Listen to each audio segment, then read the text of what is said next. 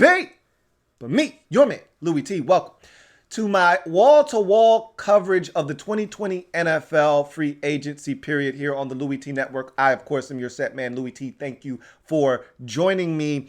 Free agency is now 2 days old, going on 3, but the tampering period for me is the new start of NFL free agency. The new league year is about 2 days old, now going on 3. But really, this period started on Monday when the tampering period got underway. And so I think a lot of teams have made moves that have improved their rosters and kind of cleaned up some of the deficiencies we saw from them last year via free agency. Now, don't forget the draft is still looming, and you don't have to fix everything at once in free agency. I think fans sometimes lose sight of that. There's still the draft. And what you have to remember is that you do not build your team through free agency, rather the draft. You supplement your roster via free agency. And I think some teams have done that. And the teams that have done it the best, I am going to tell you here shortly. But there's still some big names out there, some dominoes that have not fallen. So free agency is not over by any stretch of the imagination. So this list could change. It is fluid, but this is what I see it being as of right now. There's some big names still out there. Jameis Winston hasn't gotten a deal yet.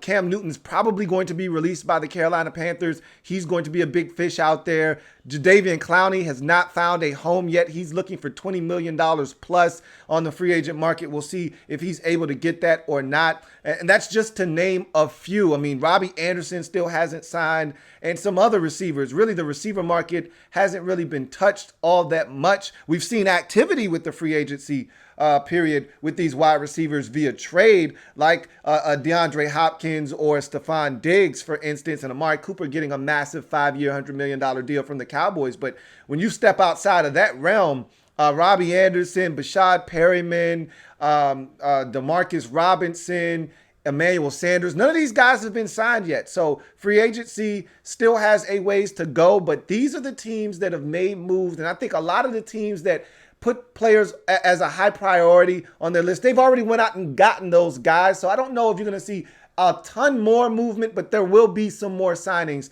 as this process continues to move forward. But nonetheless, I want to get into my top 5 teams that have won free agency to this point. Before I do, though, what I want to first do is give you some teams that I felt like were honorable mentions. Okay, now, my first honorable mention is the Chicago Bears. And I know a lot of you do not actually love Nicholas Foles to Chicago. Well, I do, because Nicholas Foles is back in his element. For some reason, whether it's injury or poor coaching or poor play or not enough around him, whatever the case may be, when he's the guy, it never seems to go right. Whether it was in Philadelphia under anybody but Chip Kelly, whether it was in St. Louis getting the massive deal with the Rams under Jeff Fisher, or in Jacksonville under Doug Marrone, it just didn't work for him in those situations. But as a backup, as he was in Kansas City, it worked. As a backup in Philadelphia, as we know, the legend of Big Dick Nick was created. It worked. And now I think as a backup, potentially, he could outright beat Mitchell Trubisky for the job. He could take it right from him. I think there will be a competition potentially. I like him as a backup. I like him there in the event that Mitchell struggles. Give Mitch a chance to see if he can't prove that once and for all he's the guy in Chicago. If he can't, Nicholas will be ready to come off the bench and do what he does best, and that's come up clutch. So I like the deal for Nicholas Foles. Jimmy Graham coming on board for a 2-year deal. Look, I don't know what Jimmy has left essentially, but I can tell you this much. Whatever Jimmy's got left, it's still better than 70% of the tight ends in the league. So 2 years, $16 million for Jimmy Graham, not that bad. Robert Quinn was the big get for them thus far this free agency period. And I will say, I thought Robert Quinn was washed. When he went to Miami, didn't hear much from him. Got to Dallas, I was thinking, that's funny. They got Robert Quinn like 4 years too late. And then he balled last year for the Cowboys. If he's healthy, he's a difference maker. opposite Khalil Mack. Love that move. I don't know if I necessarily love a 5-year deal, but we all know that's probably more like a 2-3 year deal when it's all said and done when you actually look at the numbers. But still think that's a great move. If he's healthy, he can help. And Danny Trevathan coming back into the fold, I think, is big for the Bears as well. So they were an honorable mention. You look at the Las Vegas Raiders. This is a team that really, they just made a bunch of moves. And I think a lot of these moves, a couple in particular, really caught my eye because this is a team that has struggled in certain positions for quite some time, mainly linebacker, and for them to go out and get a Nick Kwiatkowski and also a Corey Littleton really bolsters what is probably the worst position on that roster and has been for quite some time. So those are big gets by the Raiders there. And then you add in Marcus Mariota, and I love that move of getting Marcus Mariota. I don't know if he's going to ever be a starter in this league or not. I think he saw firsthand what it's going to take to unseat a man and take their job, be ready when that opportunity presents itself. And he had it happen to him last year. He's hoping maybe to be able to do the same thing this year. We'll see. Carl Nassib is a guy that I've always thought has been an active defender in this league. You add him to the mix. Jeff Heath is a guy that is very athletic, also injury prone. Got to watch him. And Eli Apple gives you some depth. I'm not an Eli Apple fan, but he gives you some depth. I thought that was a really, and Jason Witten too, which was a surprise to me. Didn't think he would leave Dallas. But you add him in the mix. I think he can't be anything more than a tight end 3 for you. Can't be more than a TE3 because last time I checked, Darren Waller is on your roster, Pro Bowl tight end from last year. And I thought that Foster Moreau came in like gangbusters last year as a rookie out of LSU. So I'm looking at Witten as a third tight end. That's a hell of a third tight end to have if you're the Oakland Raiders. I thought the NFC East as a whole got better when I just look at this division. You look at what the Giants were able to do.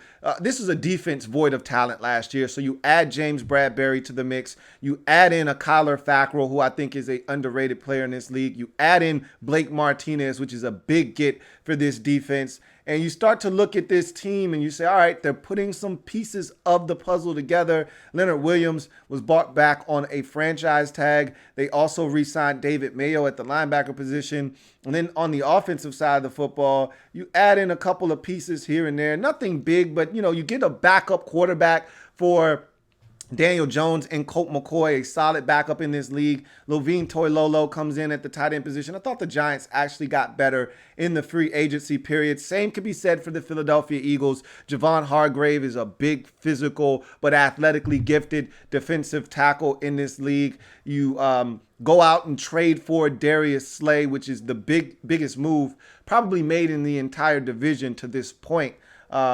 Darius Slay is a game changer. When healthy, he is one of the better corners in all of the National Football League. And then they re-signed a couple of their own guys. So I feel like the Eagles did some good things. Obviously, the Cowboys have been extremely busy, and I don't even think they're done yet, which is the crazy part. Obviously, the Amari Cooper 5-year, $100 million deal stands out above the rest. But, I mean, they did a lot of things. They franchise tagged Dak, and they're going to have to figure out something with that situation sooner rather than later. But they add HaHa Clinton-Dix to the mix on a 1-year deal. They re-signed Blake Jarwin, which I thought was huge. I was actually eyeballing Blake Jarwin. Like, if the Cowboys aren't careful and they let him get a little too far away from their reach, I wouldn't mind if the Redskins had reached over and snatched him up. But Cowboys thought better of it, held on to Blake Jarwin. I thought that was a big move by them. They also get Gerald McCoy to add to this defense after losing one of their own defensive tackles. So this is a team that I thought did some really good things in free agency, and they're not done. I think they're going to ultimately go out and acquire Emmanuel Sanders to cushion the loss of Randall Cobb. And then the Redskins just made a bunch of little moves, nothing major, a bunch of subtle moves, but it's building depth on a roster that lacked depth in the past. It was one of the reasons the Redskins have struggled, is because their first 22 were good enough to compete with the other league's top 22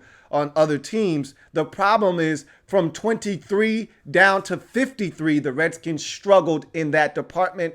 I think the Redskins have cleaned up some of those things with some of the moves made in free agency. We'll see if it works out for them or not. And then you get to the last two teams. The Ravens, for me, made some really good moves quietly. This is a team that was one of the best during the regular season last year, so they didn't need to do much to their roster, but they got run on in the postseason. So what did they want to do? Strengthen up the defensive line. How did they do that? They go out and get Michael Brockers, the former first-round pick from the Rams, on a 3-year deal. Calais Campbell, a quiet trade made right before the start of the league year. No one was talking about it, but that's a hell of a move to acquire what is still one of the better interior defensive linemen in this league in Calais Campbell for a 5th-round pick, essentially. So it's a good move there. You franchise tag Matt Judon, and you also probably get to keep Matt Skura as you placed a transition, a tender on him. Don't know if anyone's going to want a match. So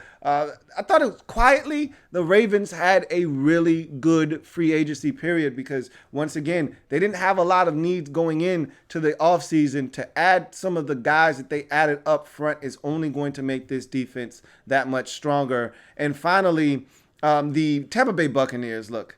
All right, you add Tom Brady and you automatically end up on some kind of list. Now, I don't think they've gotten that much better adding Tom Brady. Jameis Winston, say what you want about Jameis Winston. Yes, he was a turnover machine. I'm aware of this. He also made plays. Some plays that I don't think Tom Brady at this age is going to be able to make.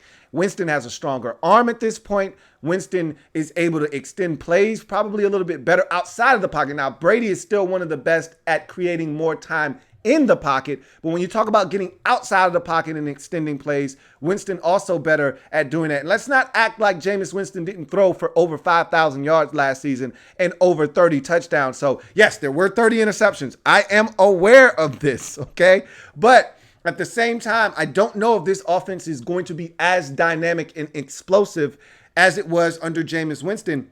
Remember, Tom Brady is cerebral underneath. He surgically picks you apart in the short to intermediate passing game. What his strength no longer is are the deep throws. So I'm not really sure if this is the big net that everyone thinks is going to be positive, but we'll see. I mean, look, you take away, 20 some odd interceptions, which is what Brady's going to probably do for this offense. And I don't know if they're going to turn into touchdowns necessarily, but if they're not turnovers that shorten the field for the other team's offense, it's going to help this team either way. And so by virtue of adding a Tom Brady to your roster, you've got to think that the Buccaneers deserve to be on an honorable mentions list as well. So with that out of the way, let's get to my top 5 winners in free agency thus far. Number 5, as you can see, are the Los Angeles Chargers starting out. And this Los Angeles Chargers team has had a really interesting offseason to this date. Look, they were in the Tom Brady sweepstakes, all right? They were one of probably about 3 teams really interested in Brady's services, along with the Patriots and the team he ultimately signed with in the Tampa Bay Buccaneers. They wanted him badly, and they missed. And so the reason they're not higher on this list is because the approach they're taking to the quarterback position, I don't necessarily agree with it, but they've done some really good things in free agency. When you look at it, Brian Balaga's back on agreed to a deal from Green Bay, now in Los Angeles with the Chargers on a 3-year, $30 million contract. It's a really good get for them there. Chris Harris Jr. signs a 2-year, $17 million contract. This was the guy I really wanted my Redskins to go after. It's a hell of a signing there for a guy to stay in the division and really be able to bolster your secondary with a lot of good football left in the tank for Chris Harris Jr. You look at re-signing Austin Eckler. That was a big move. And I've already offered up multiple double O's to Austin Eckler over the years because I just disrespected this man, but he is a weapon in this league, deserves every penny he's getting on his 4-year, $25.5 million deal. They acquired Trey Turner in a trade with Carolina, and really I think they got the better end of this deal. Trey Turner is a really good football player. When he's at his best, he's an all-pro type of player. At his worst, he's a Pro Bowl caliber player. And you're giving away Russell Okung, who to me, is oft injured and inconsistent at best at times. So I think you got the better end of that deal on a straight up player for player trade. Then you franchise tagged Hunter Henry, which I thought was imperative because this is a guy that when he's healthy, he's a touchdown machine. And there were people like myself and my team, the Redskins, eyeballing your stuff, and had you allowed him to test free agency, you would not have gotten him back. So thought that was imperative. And then a lesser deal that is under the radar, but it's a big deal if he is healthy. Linval Joseph agreeing to a 2-year, $17 million contract.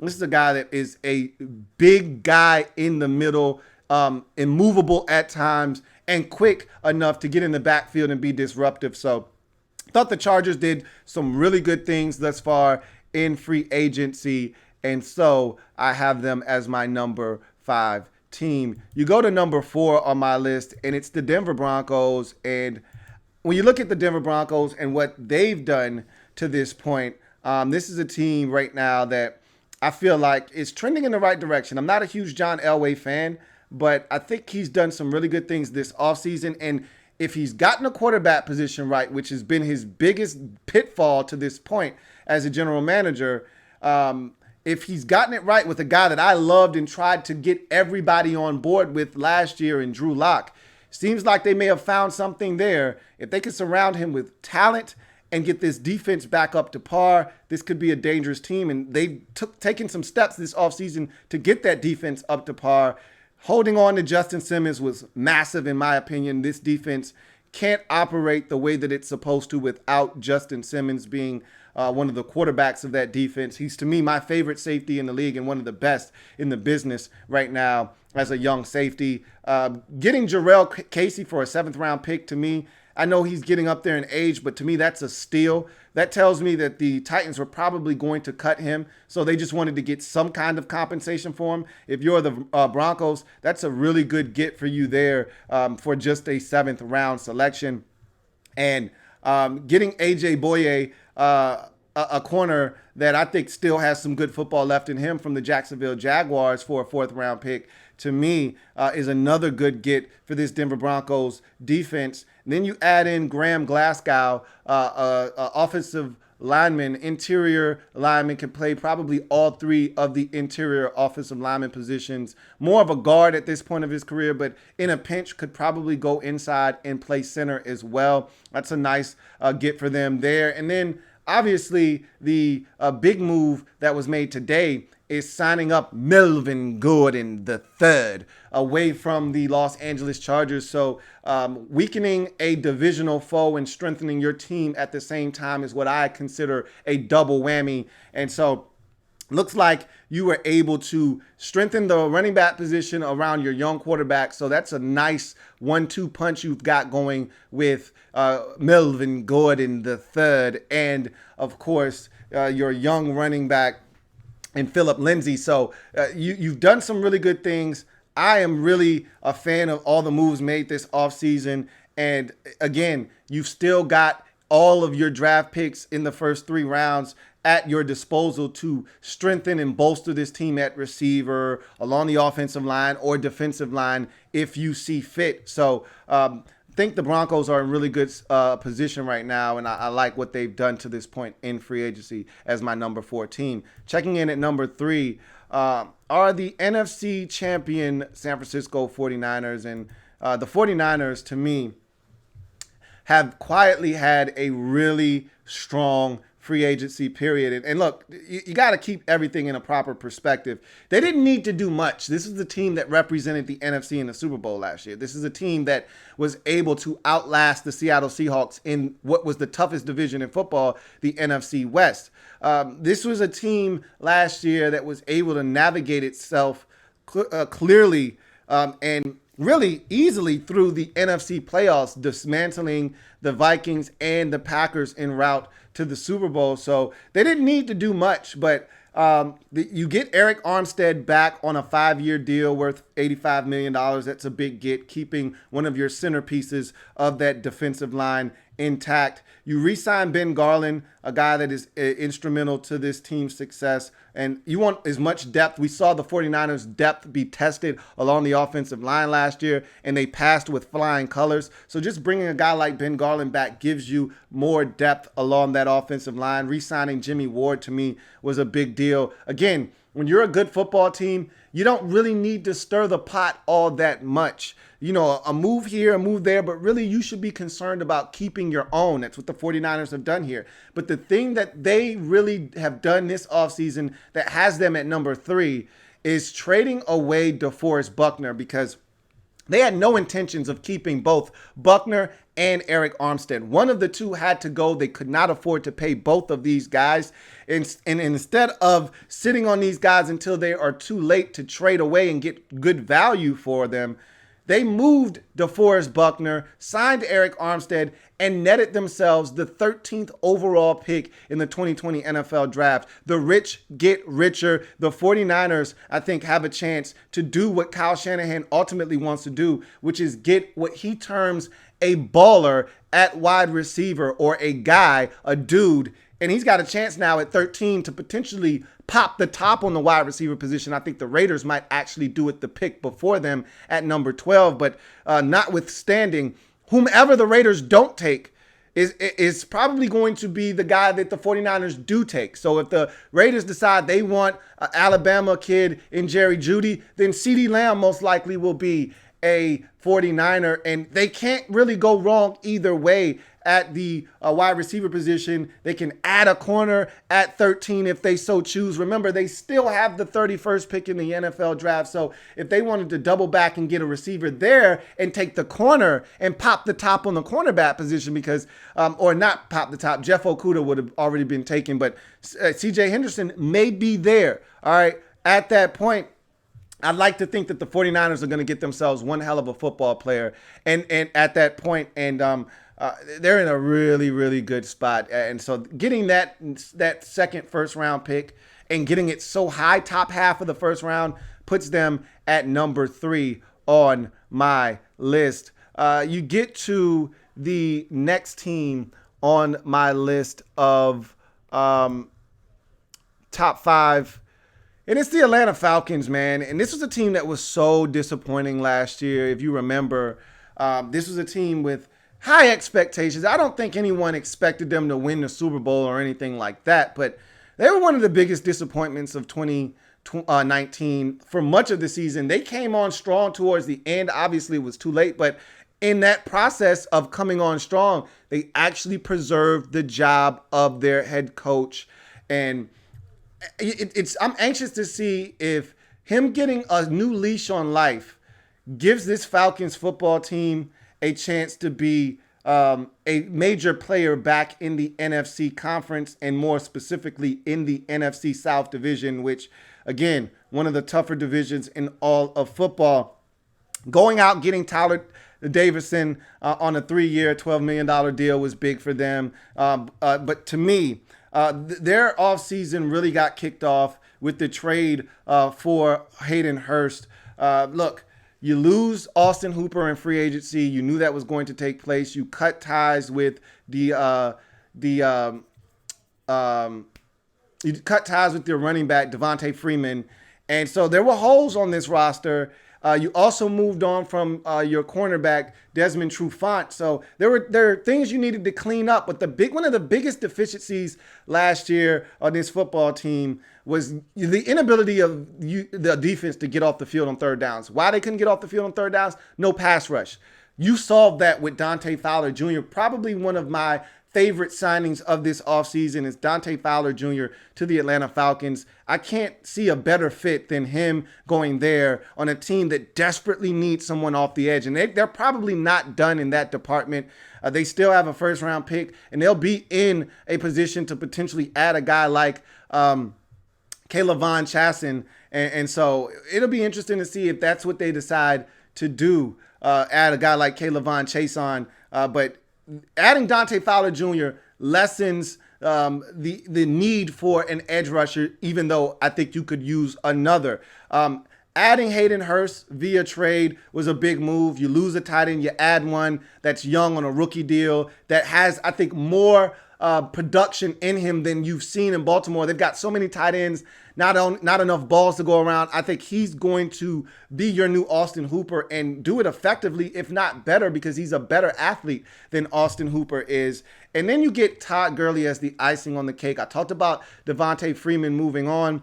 So you add a Todd Gurley to the mix on a one-year deal, and he's coming back home. It just seems right. And if he performs at a high level, he could be back next year. There's a lot of good things going on with this Falcons team right now. And I think their free agency has been extremely strong, which is why they're at number 2 on my list. Number 1 is pretty easy and self-explanatory. It's the Arizona Cardinals. When you put the mask on and you get the gun out, and you go rob somebody for arguably the best receiver in all of football and don't have to give up a first-round pick to do it, you've won the free agency period just off of that. But they weren't done there, okay? That move in itself is enough for me to elevate them to number 1. But the fact that they've done some other complementary things to really bolster this roster and give them a fighting chance to be this year's Baltimore Ravens, per se, you know, with a second-year quarterback that's ready to make that quantum leap and the rest of the team's ready to follow. Now, unlike the Ravens in Lamar Jackson's second year, the Ravens in year 1 of Lamar Jackson made the postseason, all right? Now, they lost their first postseason game, but they made the postseason. That's not the case in Arizona, but they could be a team on the rise in 2020 because of moves like the ones made here. Devondre Campbell is a linebacker that is athletically gifted, that can move and do some things out in space. It's a good get for a Cardinals defense that needed more team speed defensively.